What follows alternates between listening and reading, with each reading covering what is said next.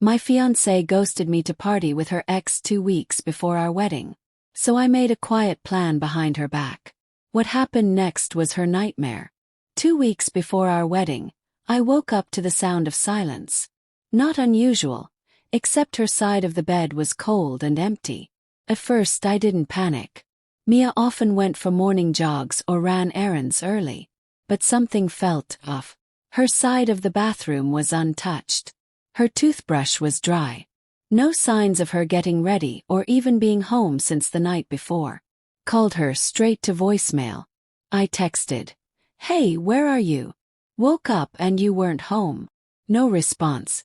As the minutes turned into hours, I felt that slow, creeping dread start to crawl up my spine. This wasn't like her.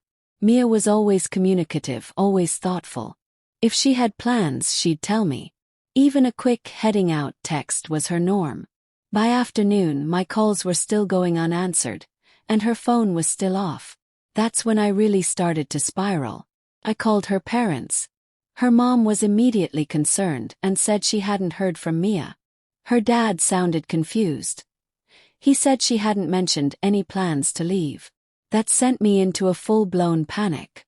If even her parents didn't know, where the hell was she? I tried her friends next. Silence. Some didn't answer. Some left me on read. Pissed me off. These were people who usually blew up our group chats or laughed with us over dinners. Now radio silence. I started pacing my living room, thinking the worst. Was she hurt? In trouble? Had she just left me? That night I barely slept.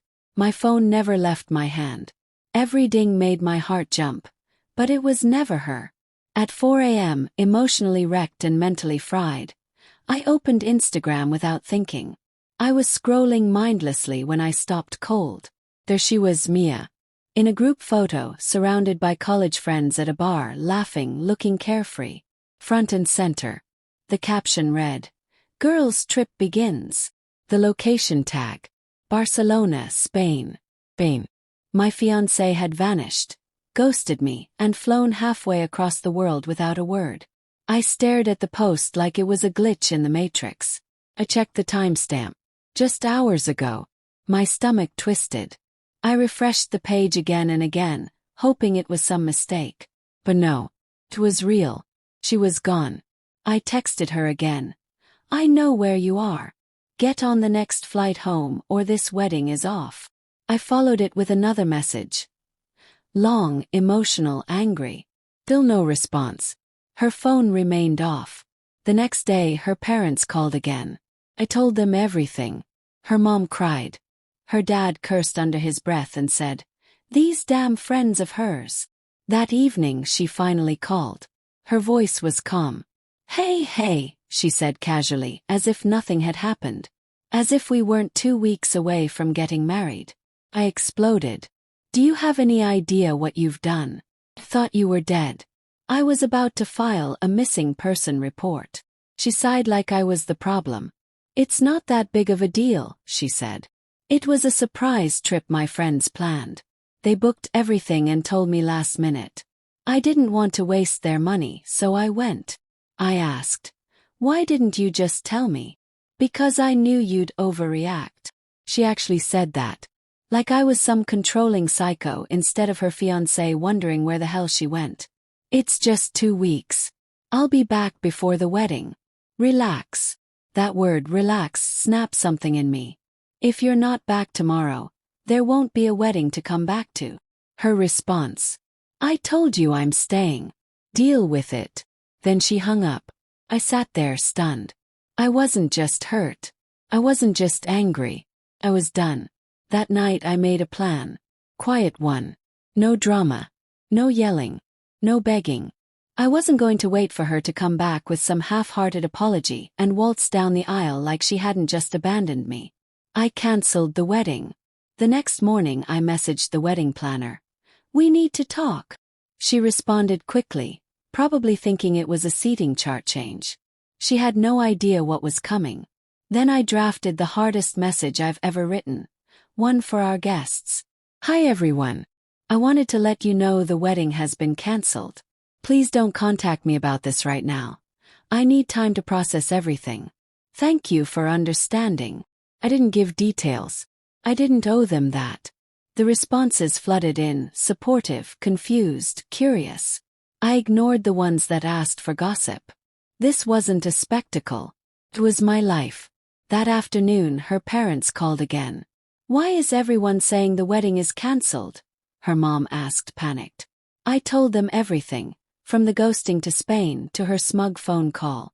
Her mom sobbed. Her dad muttered, "She needs to grow the hell up." That evening she called again. I let it ring. Then came the text. "Please answer. I just want to talk." I didn't respond. The next day I started making the hard calls, canceling the venue, the florist, the photographer. Some charged cancellation fees. It stung, but I didn't care. Every call felt like a step toward peace. Then I packed up her things. Clothes, books, all the little trinkets she insisted on decorating our apartment with. It all went into boxes. I didn't want reminders. Not now. 2 days later she showed up. I saw her car pull into the driveway, suitcase in the trunk. She knocked, called my name. I didn't answer.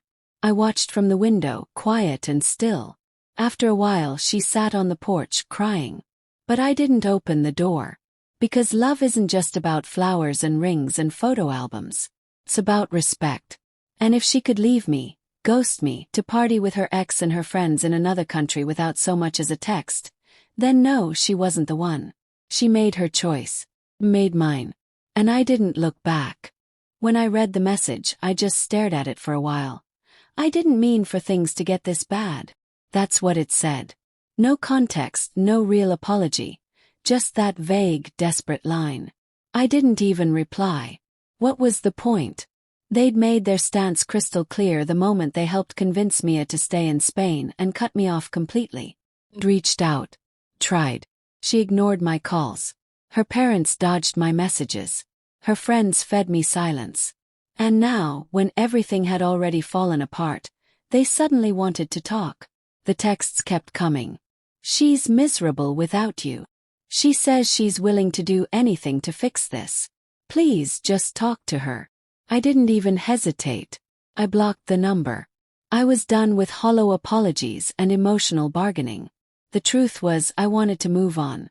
I wanted to wake up one day and not feel like my life had been set on fire and left to smolder.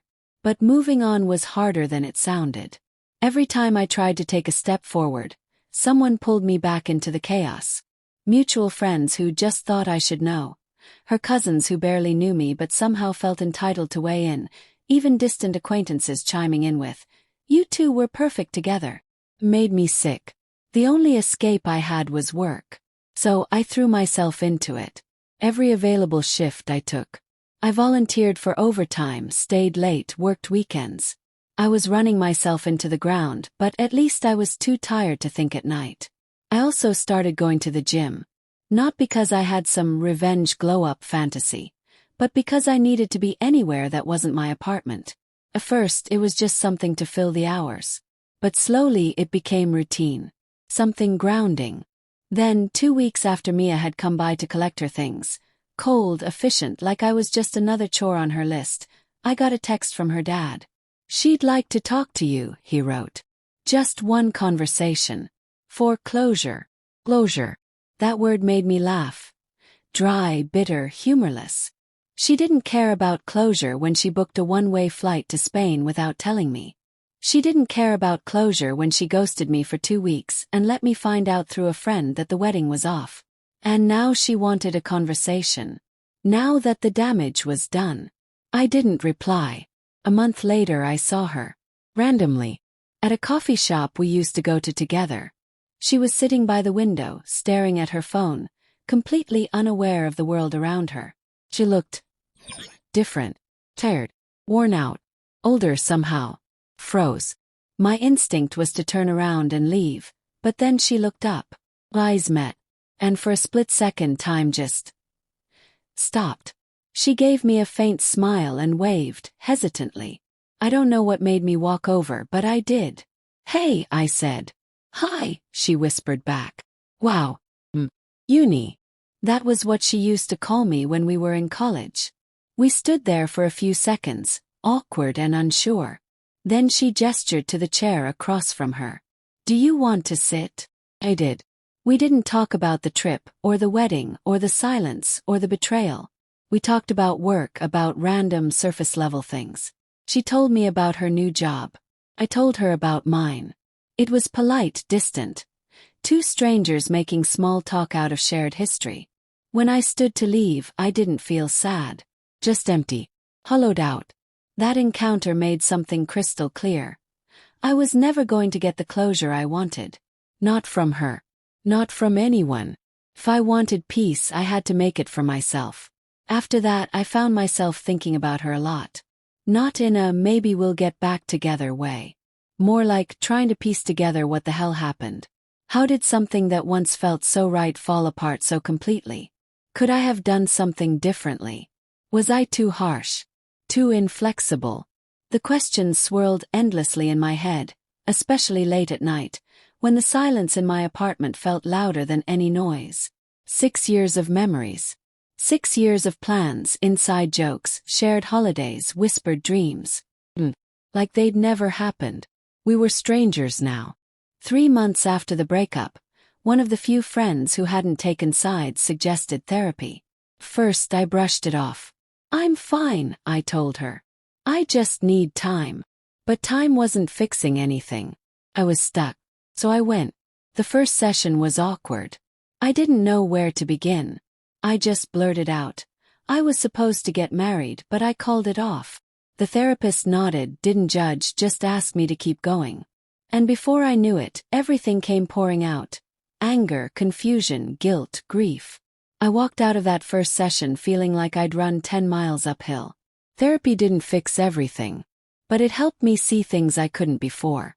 I realized the issue wasn't just the trip to Spain. It was what it represented. Mia had made a huge decision, one that impacted both of us, and she didn't include me in it. She decided she needed space, and instead of talking to me about it, she just vanished. That's when I understood we saw our relationship differently. To me, marriage meant partnership. To her, it seemed like a role she was playing because it was expected. Not something she was truly ready for. At one session, my therapist asked me, "If this hadn't happened, if she hadn't gone, do you think you would have noticed these differences later?" I thought about that for a long time. Maybe the wedding would have happened.